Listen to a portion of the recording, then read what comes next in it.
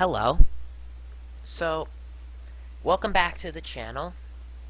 I know I promised you in the last video a further explanation as to why I think democracy is absolute horse crap, but here's the thing. That video's coming, so expect that video in the future as to why democracy sucks, but I just saw this on YouTube, and I really wanted to make a response video to these people. So, here's the thing. If you're in the distant right wing, you're familiar with the show called The Public Space, led by a French biologist named Jean-François, known to us, his fans, as JF. He appeared recently on a CBS documentary and basically got smeared. Now, JF already did a response to this, but as soon as I saw this documentary, it's like a short documentary, so it's not that long, but as soon as I saw this and how they smeared and made our movement look bad and misrepresented us and character assassinated our movement, I just knew I had to make a response video to the people at CBS. So this is going to be my response video to the new CBS documentary. Let's watch.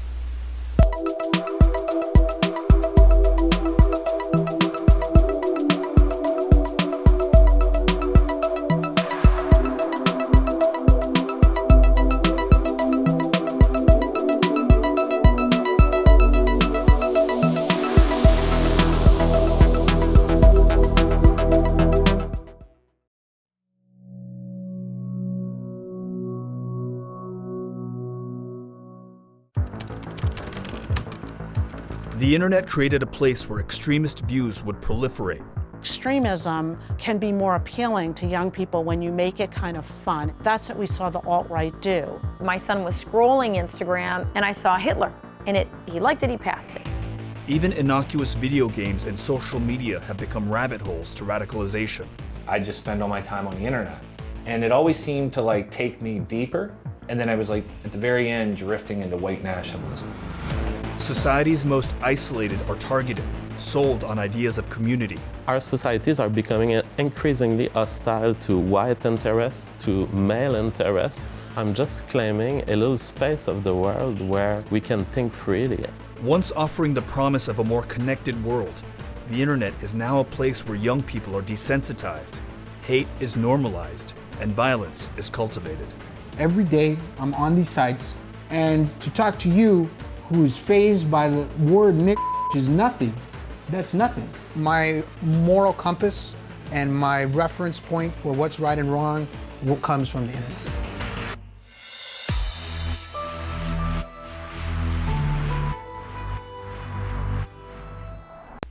So let's respond to the introduction to this documentary first and foremost. Notice the tone in this documentary. Oh my gosh, these extremists! These people that are on their computers saying mean things! It's like, okay.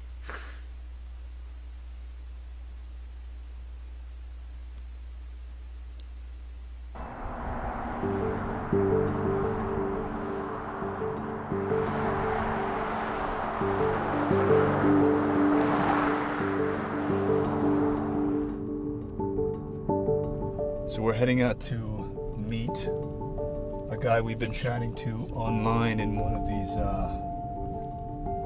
online forums that attracts gamers and attracts people in various hate groups, and we're approaching a little cautiously, a little nervously, because a lot of the people that we talk to on these forums despise the media.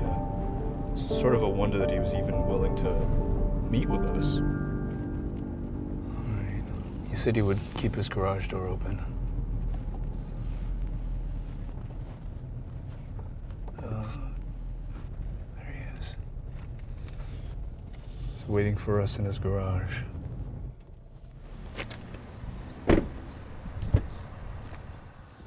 Hi. Negan? Yes. Hey, I'm Adam. Hey, nice to meet you. Good to meet you. Yes. Negan, who was using his online alias, is 24 years old, unemployed, and currently living at home with his mom. He began using the internet at 7 years old and now spends up to 15 hours online every day. This is where you spend many, many hours. Right here.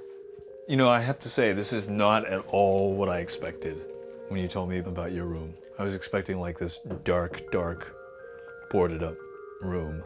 Well, that stereotype is certainly true for many of the people on this sites. You know, it's kind of my relatives have this, and so I keep it here out of respect for them.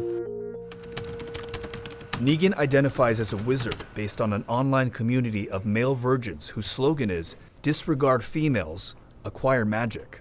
So you got the wizards, you got the incels. Incel is involuntary celibate. I'm a wizard in the sense that I'm a voluntary celibate. Have you ever had sex? No. Do you care to? No. When I was young, it was not on my mind to get a girlfriend, to get a car, to get a job. My mind was video games. My mind was internet. Then in 2012, I got into 4chan and I got introduced to a whole variety of different views, different ideas that I've never seen or heard of before. 4chan is a controversial image board known for its anonymity and limited censorship, which has made it the home for some of the internet's most extreme content.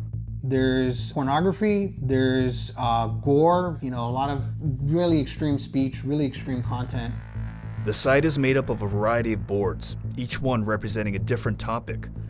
Even boards about innocuous topics like video games have threads filled with graphic images and bigotry. Okay, let's stop there. What's that guy's name again? Adam, I think it was, the guy that's doing this documentary. Notice that when he first walked into this kid's room, Keaton, I think his name is, the first thing he was like, oh, this is not what I expected. I was expecting it to be dark and gloomy. He didn't use the word gloomy, but he basically said that. So, what does that tell us? Well, it's obvious. It tells us that Adam, the guy that's making this documentary, I think that's what his name is, the Asian person, he automatically is making this documentary with the preconceived notion that people within our movement, the distant right wing, are basically losers who live in their mother's basement, who live in dark rooms and who, like, are angry misogynists and racists and, like, are inherently violent and all these negative stereotypes that the media paints about us.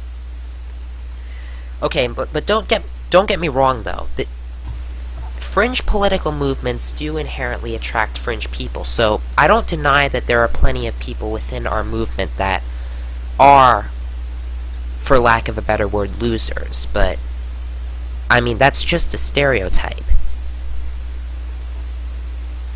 You can't just automatically assume that, oh, someone has dissident political views. They must live in their mother's basement, and they must have a dark room, and they must fit all the stereotypes that the television screen has about me.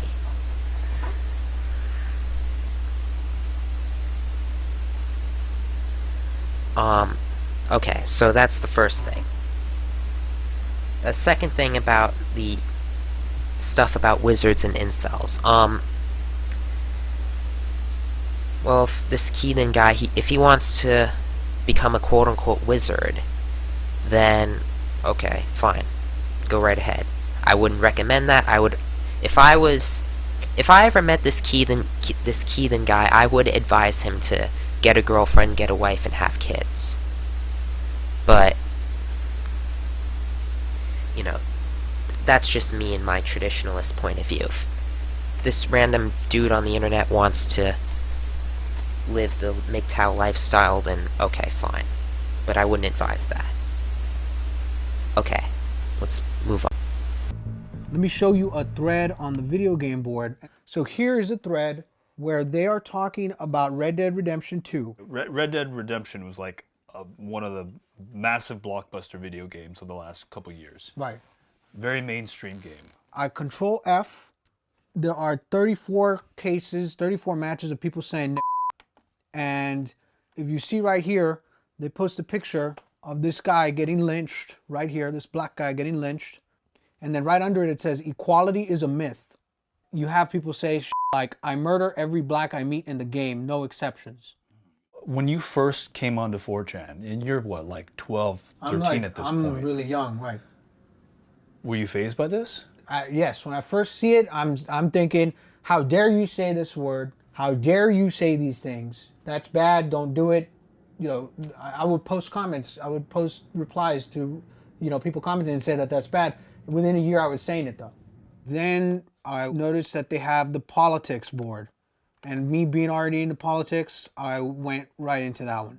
4chan's politically incorrect board, also known as POL, was created for the discussion of news, world events, and political issues, according to its moderators. But it has become well known for fostering hate speech, racism, and anti-Semitism. I've become tolerant of shit that you would not tolerate. I never imagined myself having the views that I do when I was an Obama supporter. You're an Obama guy. I'm an Obama guy. What did you like about Obama? I liked that he was young, he was charismatic, he spoke about change. And where did things go wrong? I think Obama, looking back on it now with the views that I have, I think he was a Jewish puppet. I think he's a Jew puppet. He's in with Wall Street and the big banks, the international. Okay. It's not every day that I talk to somebody who just throws out this lingo as if it's nothing. Yeah.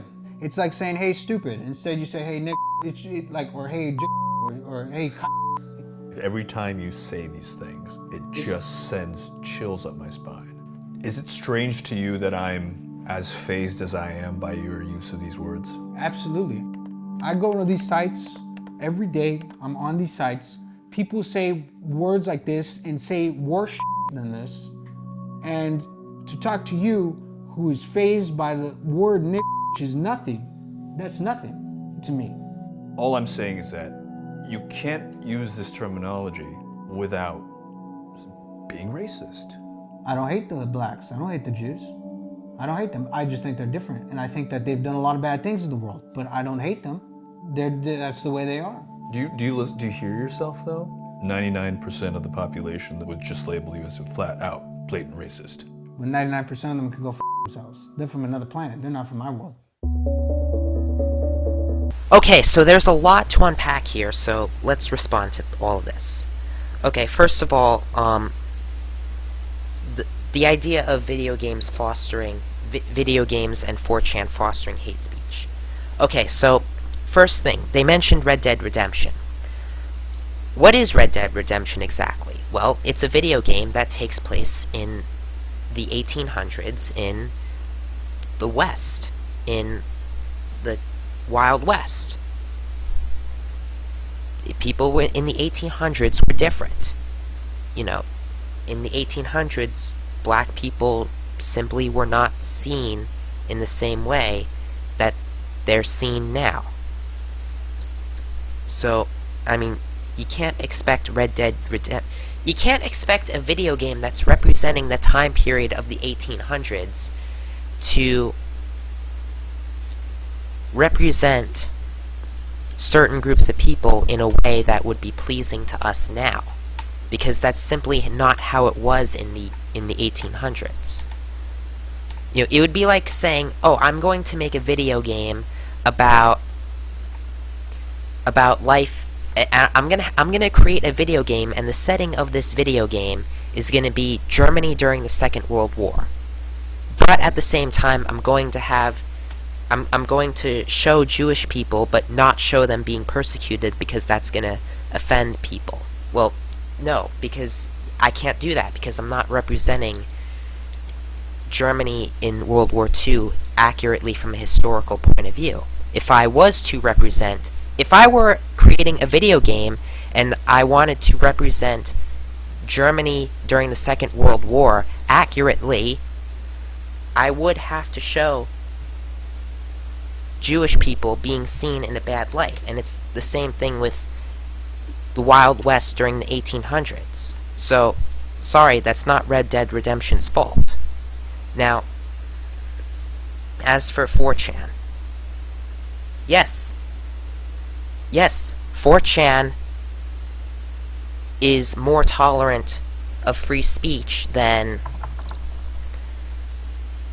most other social media platforms, and their politically incorrect board is going to have politically incorrect stuff on it, and the nature of political incorrectness is that there's going to be stuff on it that's going to be considered hate speech.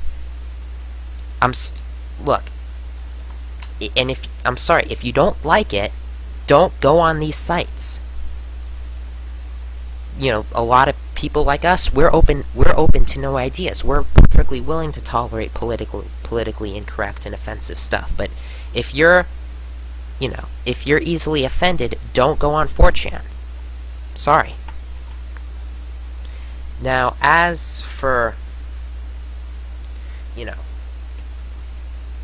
then this heathen guy, he gets interviewed in his living room, in his kitchen, and he's using the N-word fairly liberally.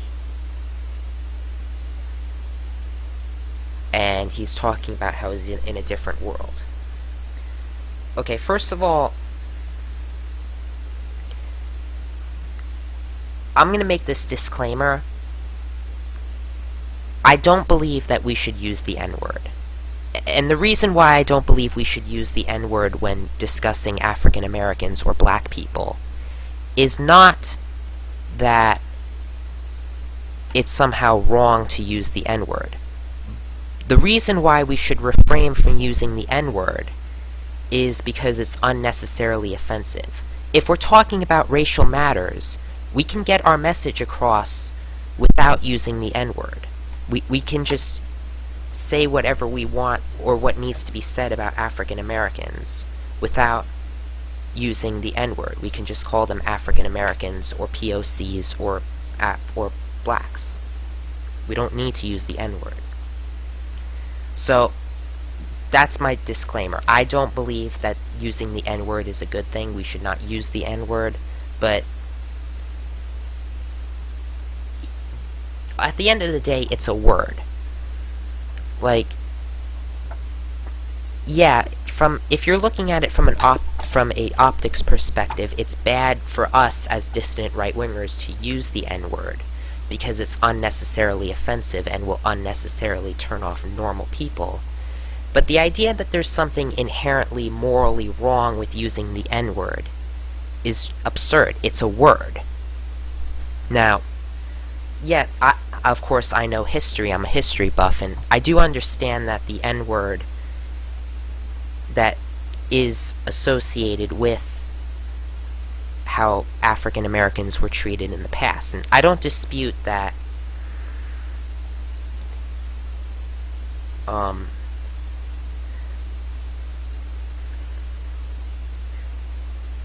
I don't dispute that, African Americans were unjustly treated in very horrific ways in the 1800s and in the Jim Crow era. And I do understand why people get upset and feel shaken, like Adam was in this documentary, whenever somebody does use the N-word, and I understand why people get upset over the N-word given the history of African American oppression in the United States. But again, it's a word. Like, there's no inherent logical reason to believe that because some random person on the internet used the N-word, that it's somehow gonna lead to an innocent African American man being lynched in the South. Like, that's a ridiculous argument. Okay, so now that we have that addressed, this guy Keithan, yes, he's correct about the fact that this is a different world from us. Now, again, don't get me wrong, I don't believe that it's said in the documentary that he spends 15 hours a day on the internet. Yes, it's a little too much. I think that, yeah, if you're in the dissident right wing, this should not be your entire life. You should have hobbies and activities and friends in the real world. But Keithan is correct in that, yes, this is a fundamentally different world than the quote-unquote real world. And different rules apply. You know, we live essentially in our own space where we can think freely. Alright. My moral compass and my reference point for what's right and wrong and my politics, my worldview, my philosophy comes from the internet.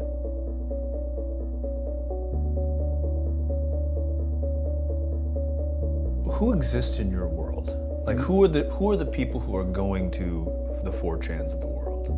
A lot of them, it could be a variety of people. A lot of them are losers, good portion of them are losers, but I would say the ones that are the most notorious are the alt-right, and alt-right's an umbrella term for different various groups. You will not replace us! The alt-right, new right, and dissident right are terms for far-right nationalist movements that have thrived online by spreading extremist propaganda targeted to disaffected young men. Violent clashes broke out this weekend in Portland, Oregon. In February, the FBI elevated the threat of domestic, racially motivated violent extremists to a national threat priority. We've now been monitoring this for the last 4 years, and people are simply just, engaging with this content online at higher rates. So let's actually... Vidya Ramalingam is a co-founder of Moonshot CVE, a company using technology to combat radicalization online. These movements are getting far more brazen, far more willing to put their beliefs out there. They believe they have mainstream support in many cases. They believe they're actually the voice of the majority. Between 2018 and 2019, there was a 120% rise in white supremacist propaganda distributed across the US.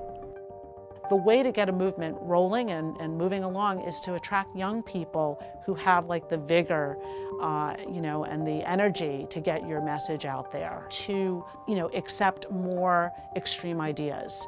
I think that extremism can be more appealing to young people when you make it kind of fun. And it's hard to say it that way, but the point is, that's what we saw the alt-right do. That they created these jokes and these inside jokes and memes that people thought were funny. Okay, so now they're getting into the talking about the alt-right movement, or what was called the alt-right movement back in 2017 before we all collectively decided to start calling ourselves the dissident right-wing movement. Okay.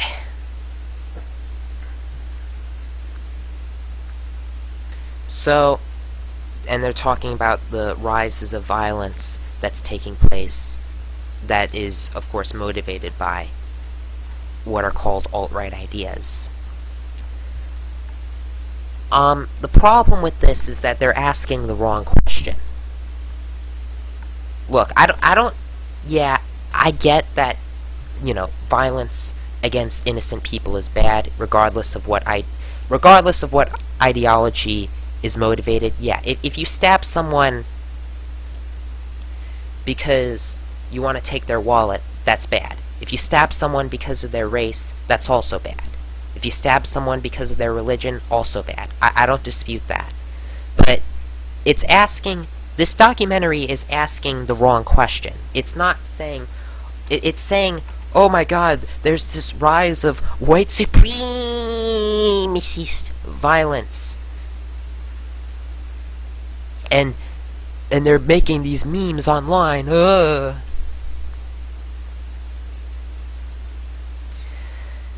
But they're not really asking the fundamental question to this, which is, okay, why are these disaffected young men attracted to the movement, and do they have legitimate grievances?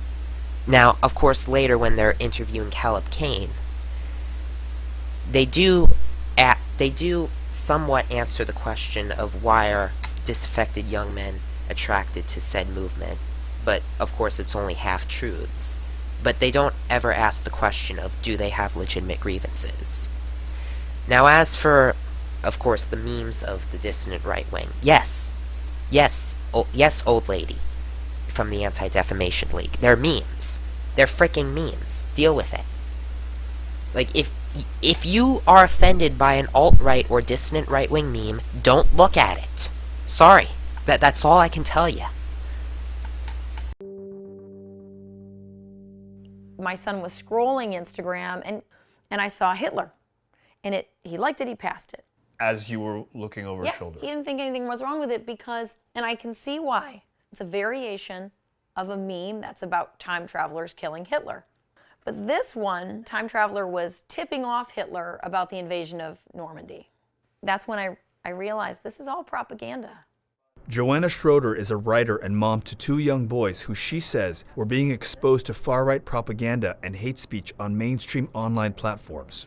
You know, it goes way back to when they first started playing video games online with people from around the world, because I would hear homophobic slurs or racial slurs. So when you're playing video games, or if you're going on YouTube and looking up games, do you see, what kind of comments do you see?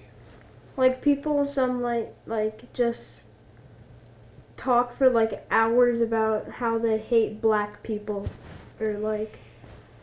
On a gaming? Yeah. It's really strange. Have you seen this? No, but I know that happens because he'll tell me. And I don't know that parents realize that kind of thing's happening. In August of 2019, Schroeder posted a Twitter thread urging parents of boys to monitor the content their sons were being exposed to online. Had you not intervened, do you worry that your sons could have begun to subscribe to alt-right beliefs? I certainly do not think my kids would have ever become neo-Nazis or white supremacists, but I do believe that they would have participated in a system, online especially, that normalized hate like racism and homophobia unwittingly. They look for the most vulnerable among our boys, and then what they do is they tap into this very natural sort of anger that comes up within adolescence and the feeling of isolation that so many kids, even the healthiest, happiest kids, often experience. And they give them somebody to blame. Alrighty, bros. So now we got to the part with the mother and the kid. Okay, so you can clearly tell, first of all, you can clearly tell that this boy was trained. Like, he was coached by his mother and Adam to say this. Like, I'm sorry. I mean, he looks pretty young. That boy, there's no way that that boy didn't say, oh, they were saying that they hate black people and it was really weird. There's no way that the idea in his head that it was really weird that they were saying that they hate black people came to him organically. That was coached to him by his mother.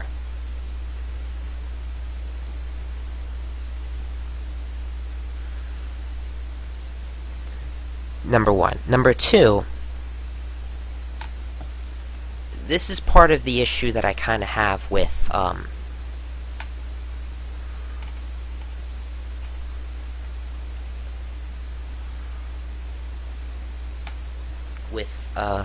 most modern parents, and especially mothers generally. You know, parents a lot of the time don't really let their kids explore different ideas and think for themselves. Now, you know, she looked at the meme of Hitler being tipped off by Normandy, and she's like, oh, this is propaganda. Well, yes, it is. But if you want your boy to grow up and develop, you have to expose him to different ideas in the world, including stuff that you believe is quote-unquote propaganda. I mean, you can't just keep your freaking kid in a bubble. You know, and this is what annoys me about this part of the documentary with the mother. She's not letting this boy think for himself. Now, if the mother had not quote-unquote intervened, would the kid have become a far-right or alt-righter? Well, probably. I'm gonna be honest, when you're at that age, white nationalist propaganda is very impressionable and appealing to you.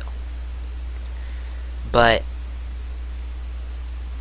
you can't keep your freaking kid in a bubble. You have to let your kid think for himself.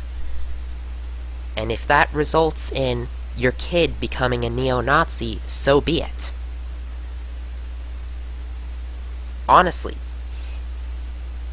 not letting your kid, and this is especially destructive with boys, not letting your kid think for himself and explore different ideas and keeping him in a political and ideological bubble, is honestly worse than the prospect of a boy becoming a neo-Nazi.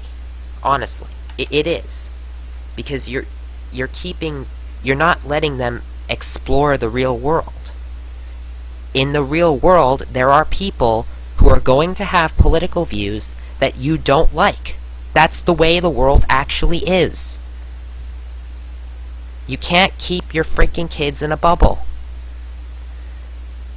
Okay. Been to a movie theater with friends. I've never been to parties. I'm a basement dwelling loser.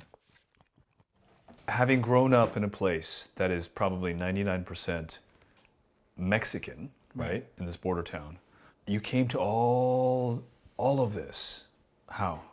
In my room, thinking about it, using the internet, not interacting with the people out here in this town really, but kind of on my own. There's a misconception that everybody who goes to the alt-right kind of sites and everything is white. I myself am Mexican American. I don't have a shred of whiteness or anything like that in me. I felt kind of rejected by society, rejected by my peers, and I also felt that I didn't really want to be around them. I would rather be in this world online.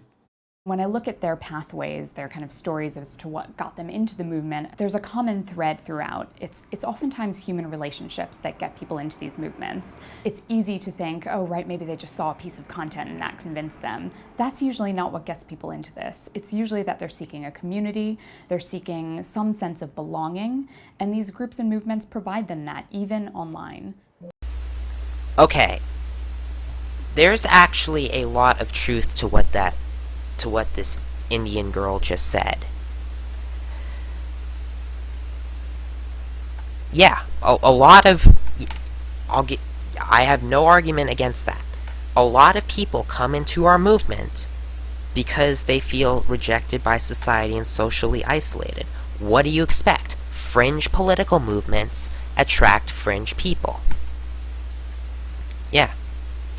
Yes, we do appeal to people who are pissed off with society, as is the case with all radical political movements. I mean, you think that the people who created other revolutionary political movements in the past, the Protestant Reformation, early Christianity, the Enlightenment, you think they were content with society? You think they felt comfortable in the society that they were living in? No! No, they weren't. That's why they created the radical political movements. And the same with us. We're pissed off with the way things are, and we want to change things. So we get together and start making quote-unquote propaganda.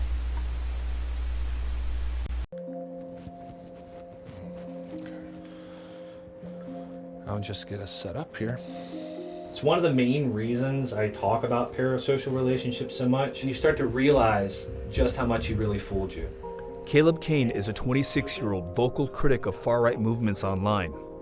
In March of 2019, he posted a video on YouTube called My Descent into the Alt-Right Pipeline, where he detailed how prominent content creators and YouTube's recommendation algorithm radicalized him over a 5-year period. I was at a terrible point in my life, and I was actively looking for something or someone to fix that. And I just spend all my time on the internet. I felt like I was part of a larger community and a larger movement because you had all these memes and you would see people posting things on the internet. You would see all the songs they'd make or the videos they'd make, and you really felt like you were part of something. I was watching all types of stuff in the realm of self-help and neuroscience and psychology, but it ended up recommending to me a video by Stefan Molyneux. As soon as I found Steph's videos, it just clicked with me, and I just poured through them. If you've got illegal aliens roaming around the place, you know, many of whom are lawful, peaceful, blah, blah, blah, but, well, lawful outside, of course, being in the country legally, but... Stefan Molyneux is a Canadian YouTuber known for promoting scientific racism. His YouTube channel currently has 925,000 subscribers. Started out pretty innocuous with Steph, so I had this idea in my head that I could rewire my brain and fix myself. So that's what motivated me so much to look into these videos. And then that started turning into other more political content or content on social commentary. From him or from the recommendations? So from Steph. So Steph was an ardent libertarian, anarcho-capitalist. So I started watching a lot of his stuff, and then from there it just turned into more and more content. He would interview people, and then also, and I'd go watch their content, and then also the recommendation algorithm would recommend content that was similar. And it always seemed to like take me deeper. So I went from being a libertarian to being a conservative, and then I was like at the very end drifting into white nationalism, which was strange because I was always like a liberal progressive growing up. You know, I watched Jon Stewart and Michael Moore documentaries, and he painted this picture to me that the left was destroying the world. But when you go online, you're getting your perspective fed back to you over and over and over again. And if you don't look outside of that bubble, then it's going to start to shape the way you see everything. Okay, notice what Caleb Kane said at the very end of that clip there. You need to look outside of that bubble in order to get other people's perspective, is essentially what he just said. Yes! Yes, Caleb Kane! That's exactly what I was saying before about that other lady that was keeping his kid away from white nationalist ideas. Yes, you should explore other ideas. You should explore conservatism, you should explore progressivism, you should explore communism, and you should explore fascism. You should explore every single inch of the political spectrum. Because if you don't, you're going to be in a bubble.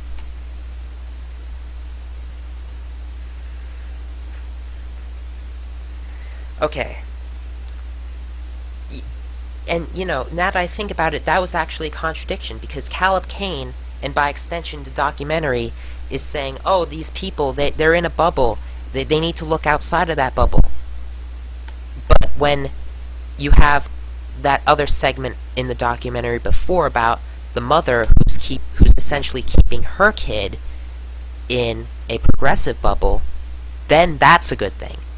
So if you're trapped in a far-right bubble, that's bad. But if you're trapped in a progressive bubble, that's good for some reason. We reached out to Stefan Molyneux but never heard back, so we began reaching out to other prominent far-right YouTubers and set off a bit of a firestorm. The YouTubers began to tweet out our interview requests to their followers and were then bombarded by a lot of their followers urging them not to talk to us. After my producer's email was posted, he began receiving a number of emails from the YouTuber supporters. CBS News Originals. Whoa! You have to treat journalists like shit, okay? You have to. And now, ladies and gentlemen, we get to the part where he's addressing the response to the attempt by him, the sending out of interviews to various people. Okay, so if you don't know, if you're not in the dissident right wing, let me explain. So, a few months back, what happened was that a bunch of quote-unquote far-right YouTubers got a bunch of emails from the producers of CBS asking them to come on this very documentary. And what happened was that there was a lot of hysteria over it, and people were saying, no, they're gonna smear us, it's a trap. It's a trap. And of course, most of the people refused. They literally sent out dozens of emails to different far-right YouTubers, but they all refused because they were afraid that they were going to get smeared, which is of course exactly what happened, as we're seeing now, with the with the negative representations of them. That is, of course, clearly biased.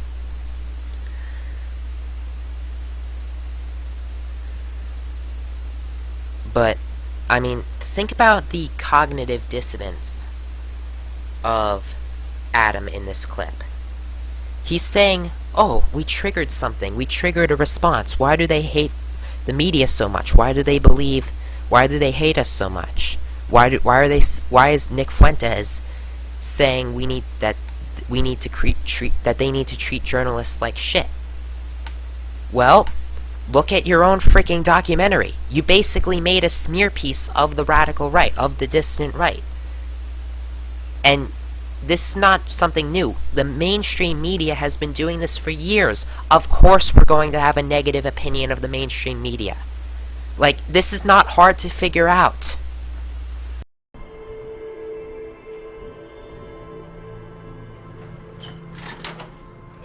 Hello. Hi.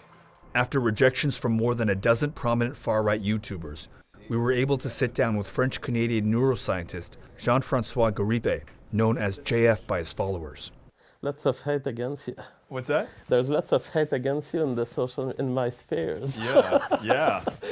Because you seem to be on a quest of documenting YouTubers, and they don't like it.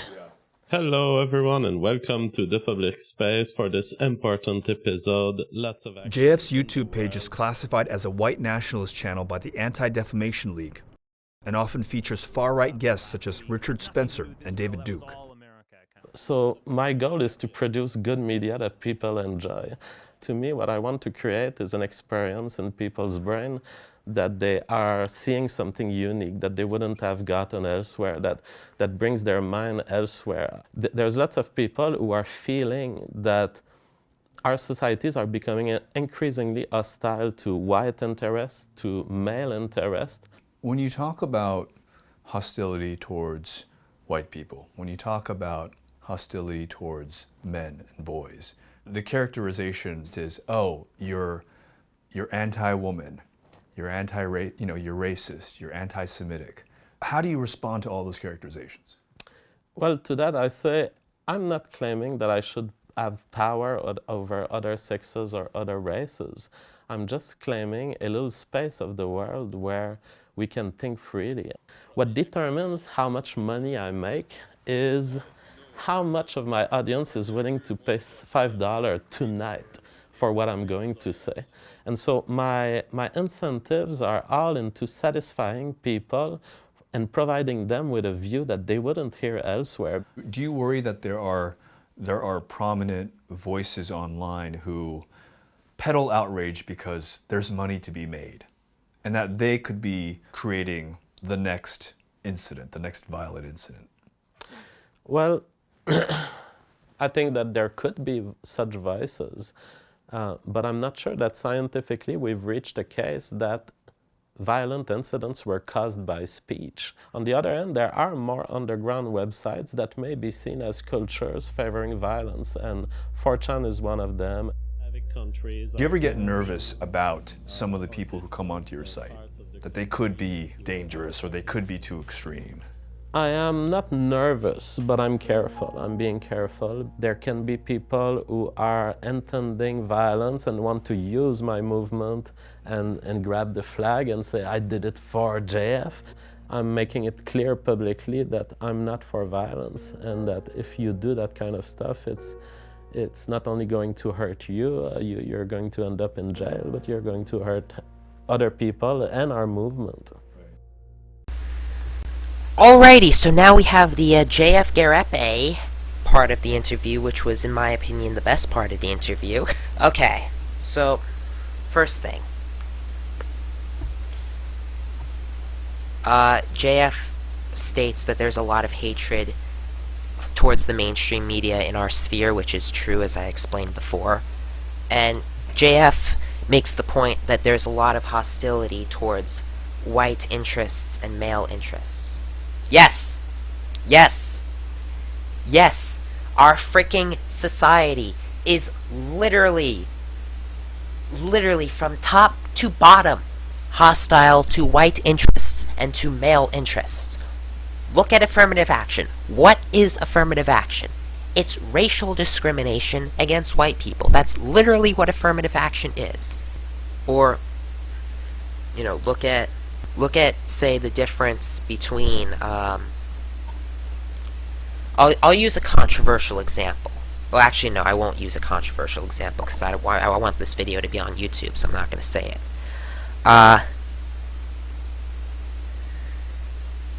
Think of schools, for example. Schools are essentially very female-centric. You know, you're a kid, and you have to sit in a desk and just listen to this teacher about stuff that you're not interested in. Women have an easier time doing that. Boys don't, which is why we have to put all our young boys on freaking medication and stuff. And it's like, oh, they have ADHD, they're not behaving in the way we want them to do. You know, boys in our modern school system are treated not like boys, but girls that are defective. And that need to be fixed. So yes, our society is increasingly hostile to white interests and to male interests. Now, the part of the interview where J.F. Garepi said, yeah, we're claiming a space where we can think freely. Yes. Yes. And there's absolutely nothing wrong with that. Absolutely on point right there, J.F. Now, before the part where JF talks about violent extremists, I wouldn't go as far as to claim that 4chan is a culture where violence is more tolerated. Now, I don't use 4chan, but they do. My understanding is that 4chan does have rules against, like, explicitly advocating for violence. I think what we see is that some kind of hatred is being normalized. Unfortunately, I think we're already seeing where it may lead. We've seen more and more instances in the last few years, I would say, of people openly expressing hatred towards others. This is something that is also what compels some young people to take action, you know, and unfortunately violent action.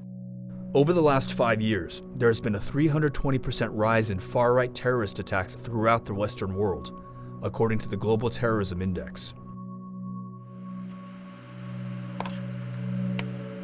This is the Steam group that I made. It was made in June 23rd, 2014, and this is the Steam chat room that has picked up an activity. And here are people talking. 2 students were killed today in a shooting at a high school in Aztec, New Mexico.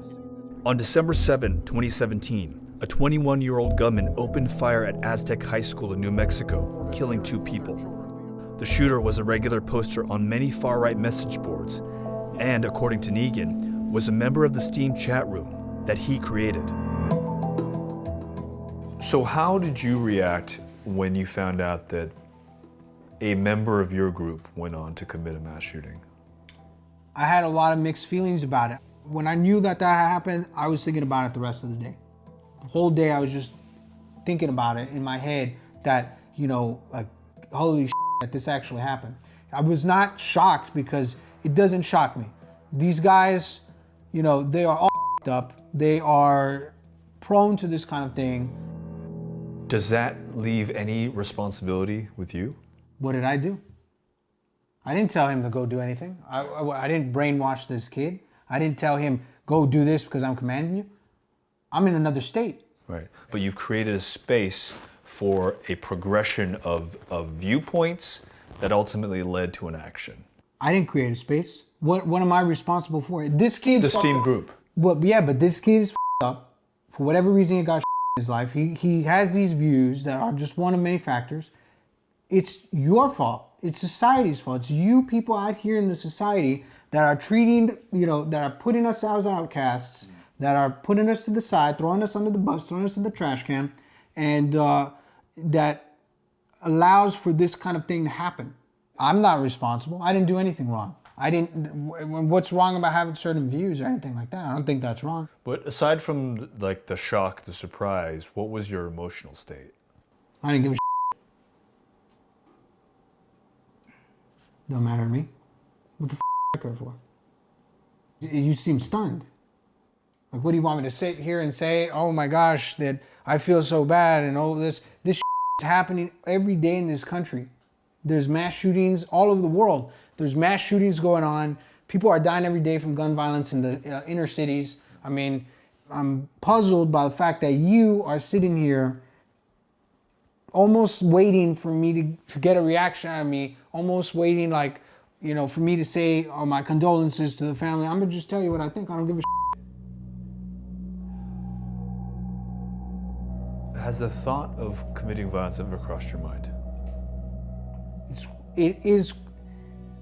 That's kind of a loaded question because everybody at some point has thought of committing violence. Not everybody, but a lot of people have. And just because I have these views and go to these sites doesn't mean like, oh, he's thinking about, you know, doing this and he goes to these sites. If I were to do anything, there's no way I would get away with it. I would be dead probably. I don't want to die over some bullshit that's posted on the internet. Alright, so this is the part of the documentary where this Keithan guy decides to go full I don't give a shit mode. Yes. Look. When you have an entire generation of young men, young heterosexual high testosterone men that are essentially cast aside and are basically given the middle finger by society, yeah, you're gonna get, those people are gonna get angry, they're going to go to online forums, and unfortunately, regrettably, sadly, some of those people are gonna commit acts of violence. Yeah, yeah, it's a bad thing. Innocent people dying is bad, yes, but you gotta understand why these people are doing the things that they do. You can't, if you really want to solve the problem of violence committed by young men, you can't just be like, oh my god, they're saying mean things online.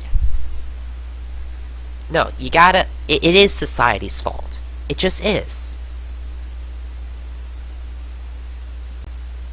These sorts of attacks have garnered the attention of individuals around the world who, you know, had violent ideas and who suddenly feel empowered and emboldened by, you know, the people they call heroes, the propagators of these attacks, these, you know, right-wing terrorists. So isn't there another way to look at all of this? The brazenness of some of these individuals to talk the way they speak, it's now in the public discourse. You now have access to this content. It's almost better to be airing this, you know, vitriolic language in a relatively public space where you can shine the light on it, rather than this happening in some dark corner of the world, unbeknownst to us. That's absolutely my take on this issue. You know, every person who puts this information into the public domain, they're essentially leaving us a digital footprint. They're telling us exactly the path they're taking. In many cases, they're even showing us their kind of radicalization over the year. They're giving us a huge amount of information to help understand them, but not just to understand them, also to intervene.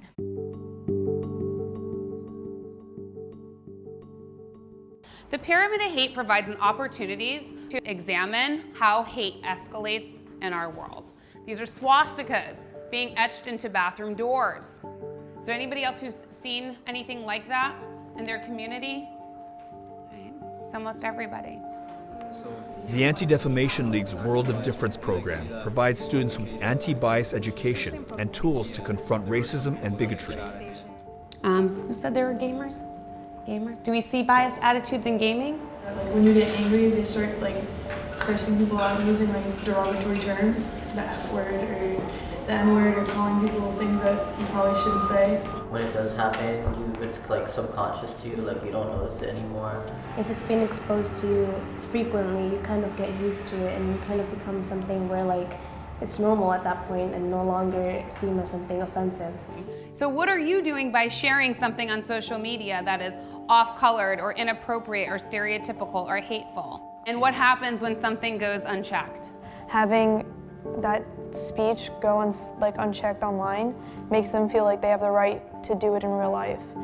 We're really trying to show them how hate escalates or how bias can escalate, and really what happens when hate and bias go unchecked, because there's nobody who is immune to the effects of what social media, what online activity, what the internet can do. You know, these hateful ideas can seep certainly into high school. There are steps we need to be taking now to address this. But I think parents have to play a role in terms of understanding what their kids are seeing online, what these ideas really mean, what do they lead to, and make sure they're talking about these things. Extreme ideologies and hate speech were not born on the internet, but online communities known for emboldening users and normalizing vitriolic discourse have made hate more accessible than ever before. Alrighty, so now we're at the part of the documentary where they talk about the Anti-Defamation League and how they're indoctrinating kids. Which is basically what that program was. It's political indoctrination.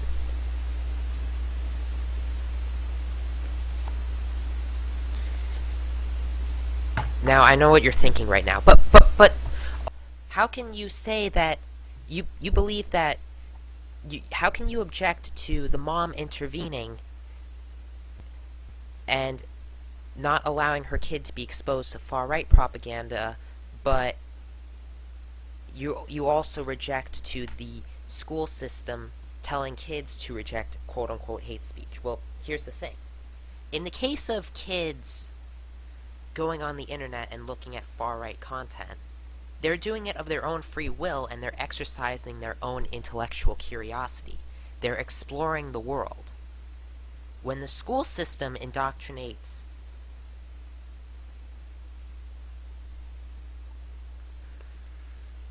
kids with a political ideology, which is what the Anti-Defamation League was doing now using the school system, that's entirely different. That's indoctrinating kids. That's literally the exact opposite of letting children explore the world freely and develop their own ideas.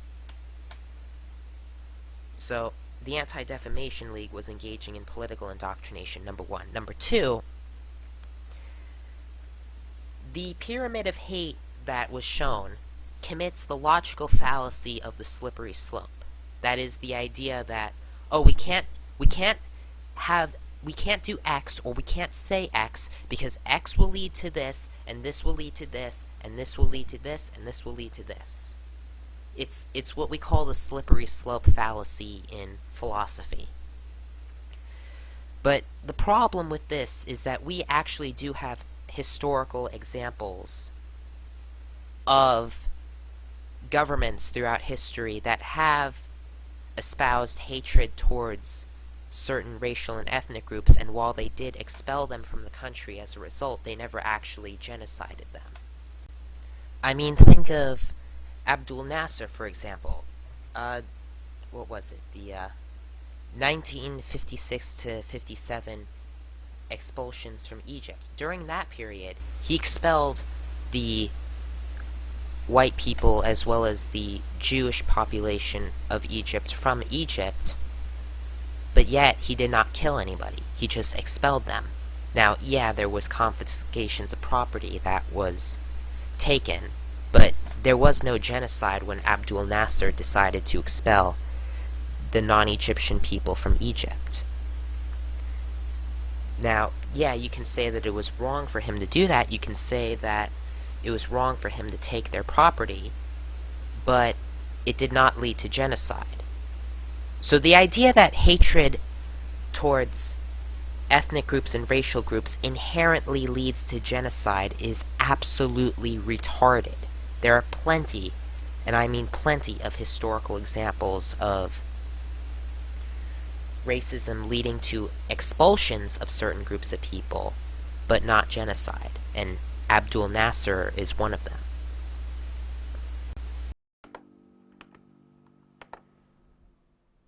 Why were you willing to talk to us? There's a lot of misconceptions about what's going on online, and I wanted to kind of clear up a lot of those misconceptions, so I kind of want to help set that record straight.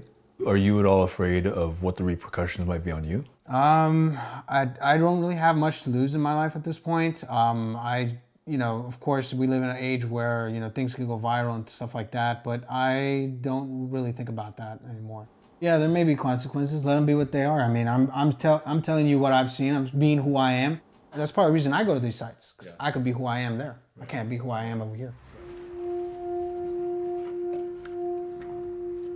But I can't live this life forever. I'm gonna eventually have to leave the basement, and when I do, I'm gonna have to do it right. There is an entire generation of people just like me who are going to be going out there into the world someday. We'll be leaving the basement. We'll be doing something with their lives. You could have someone who is your boss, or is your teacher, or is your lawyer, or your doctor, that may have views like mine, and that will have big ramifications on society. Okay, so we're finally reaching the end of this freaking documentary. So Keithan makes the last point of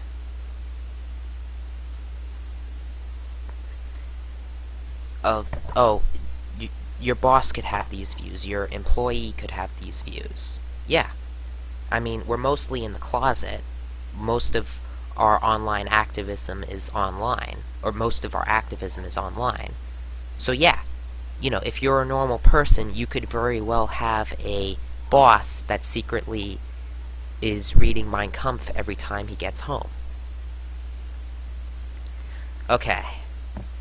So that's the end of this ridiculous documentary. It's obviously nothing more than a smear piece on the radical right and the dissident right wing and a bunch of other people. Thanks for watching. If you liked this video or agreed with anything that I said, make sure you like, comment, and subscribe. This is Wolf signing out.